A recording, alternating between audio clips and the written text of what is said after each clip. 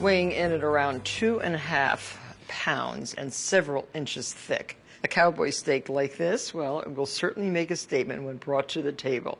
You dry it with a paper towel, rub it all over with just a little bit of safflower oil. Now a sprinkling of coarse salt, rubbed in with some freshly ground black pepper. And if you don't want this pretty bone to burn, just wrap it in a piece of aluminum foil. This will keep from burning. Place it one side down in your hot griddle pan. One of the most common mistakes home cooks make is undersalting meat like this. You're only seasoning the surface of the steak, which means there's a significant portion of the meat that has no salt on it at all the interior meat. You want to make sure there's enough salt on the surface to perfectly season each bite. And safflower oil that I rubbed on the meat is a good oil to use because it has this high smoke point. Turn the meat at 2.5 minutes so that we get a really nice crisscross marking on it. And now another 2.5 minutes. And your oven must be preheated to 425 degrees because this meat's going to go in for 12 to 15 minutes after it is browned like this. How does it look? Really professional. I love that crisscross.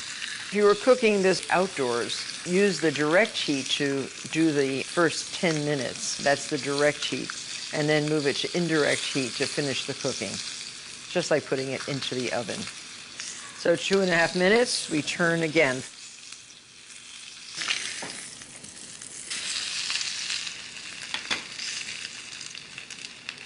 So there we are ready, the second 2.5 minutes on this side.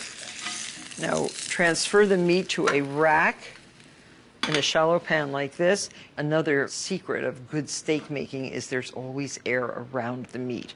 Now this goes right into your 425 degree preheated oven, 12 to 14 minutes. It has to reach 125 degrees in the middle of the interior for medium rare. So now I've had the steak tented for 10 minutes. It's rested and it is ready to eat.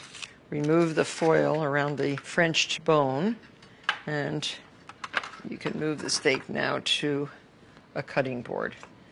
This steak has to rest for 10 minutes, just so that all the juices redistribute throughout the meat. If you cut it right away, a lot of those juices will just pour right out. So I think shoestring fries, a sharp knife and fork.